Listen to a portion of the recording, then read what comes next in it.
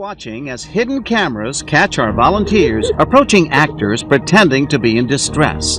Even though the volunteers have just heard the parable of the Good Samaritan, we see one person after another stroll on by, offering no help. However...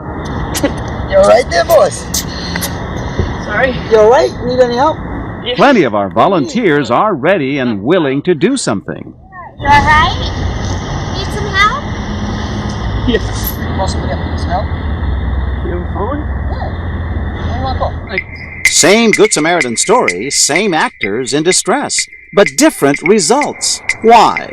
Hey, Pat, I'm John Quinones. This is all part of an experiment. Okay. He's an actor. Daryl here is an actor. And we wanted to know, would people stop and help? And a lot of people didn't, and you did. Oh, okay. So tell us why. Why? Well, we just got done reading about it, number one. Yeah? You know, here I am going to do something that, you know, to me sounds like it's going to be fun and a good time. And I see this poor guy. Looks like he needs help.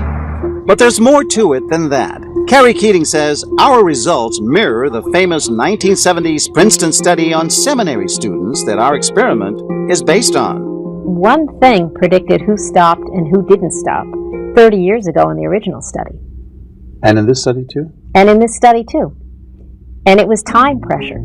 Time pressure? We have maps for you. So we are right here. Yes. Go back to the start, when our producer Danielle tells our volunteers how to get to the studio for their supposed screen test. I'm so sorry that I'm rushing you out of here, but I just wanted... Just like the Princeton researchers, she tells half the volunteers they're running late. So good, go. You're in a rush. Hurry, get up there. I'm going to call and tell them that you're on your way right now. Now they believe that in order to get their big break, a chance to be on ABC TV, they'll have to hurry. And it makes a big difference. Most of them fly by the actors in distress. For those in a rush, only about 35% stop to help. For those not rushed, more than 80% do. Is it a sign of whether a person is a good person or not? You know, it's not a difference between good and bad people. Probably any one of us would behave in the same way under time pressure. Most of the research says that we can get anyone to pass by a guy like this if we put enough pressure on him. You feel bad about not having stopped? Yeah.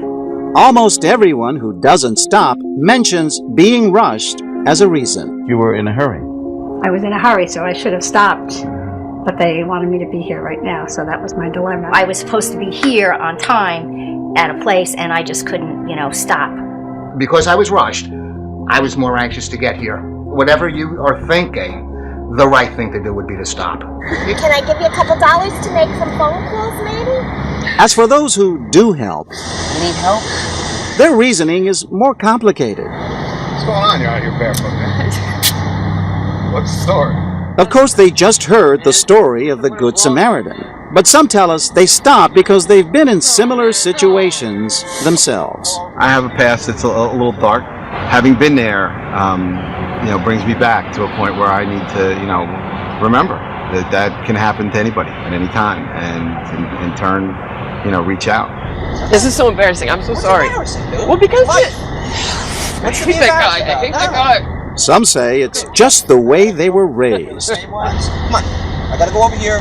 They give me this map thing. I gotta go do this. And then after that, I'll drive over to the bus station. Yeah, all right. I'm adopted. I was raised by a single mother. Anytime there's somebody in need, she always told us, stop and offer assistance. She's a good Samaritan. She is. We wanted Robert Veronelli's mother to see how well her son learned the lessons she taught him. So we showed her son on hidden camera. I did something right. Of course, this isn't a scientific experiment, but we did find another significant factor: race. People help our white actor, Daryl, almost 3 times more often than Emmanuel, our African-American actor. Both blacks and whites make judgments about African Americans. Yeah. African Americans are generally seen as more threatening. Sad to say, but that's the current state of our society. You weren't a good Samaritan this morning. No, I wasn't. He looked confrontational, which is the main reason I didn't stop. Threatening, huh? Yes, he did. No, a tough question. The fact that he was African-American, did that factor in? Somewhere, I believe so. God! You also think about your safety? Yeah. There wasn't anybody else in the park that if something happened to me, then who would help me? Even this African-American man tells us he walked by Emmanuel because he thought he was crazy. So I looked at it more of a, you know, kind of scary, like, let me stay away from this guy type Really? stress. Yeah, that's how I saw it. You found him kind of intimidating. Yes. If you're scared of the person, you know, it's just like, you know, fear alone will just, you know, kind of deter you from, well, it deterred me from helping him. Are you okay, sir? Are you okay? I have a cell phone. Do you want to call somebody?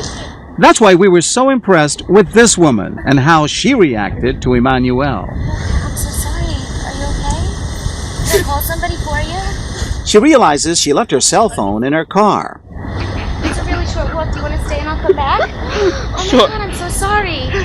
Really, can I call someone? No, I gotta get the phone. Oh, I'm so sorry. She's so moved, she runs back and forth to help. I don't live around here, but I could drive you. Thank if you need to go somewhere. Thank you. Clearly, she's more worried about this stranger's well-being than her own, even though she herself suffers from asthma. Kelly? Hi, I'm John Quinones. I recognize you. Oh This my has God. been all part of our experiment on what it takes to be a good Samaritan, and you were amazing. What an example. Yeah, really, thank you. He's an actor. This is Emmanuel. I feel bad because we put you out and you have asthma. That's okay. When you approached, you had your hand to your chest. What did that mean? I was worried. And my heart was pounding because I don't want to see anybody in a sad situation. Did you stop because you had just heard about the parable of the Good Samaritan? Possibly. I wasn't thinking of myself. I just saw another human being in need. And I don't think there's enough people who care in this world anymore. Emmanuel, had you been really in trouble? What did this tell you? That, like she said, there really are good people out there. You guys are a mess, and you're an actor. This wasn't real. Gosh, it was to me. You're a real hero. You are a good Samaritan. And to those who say it's heroic, what would you say? It's our duty. We're all brothers and sisters, and we're all children of God.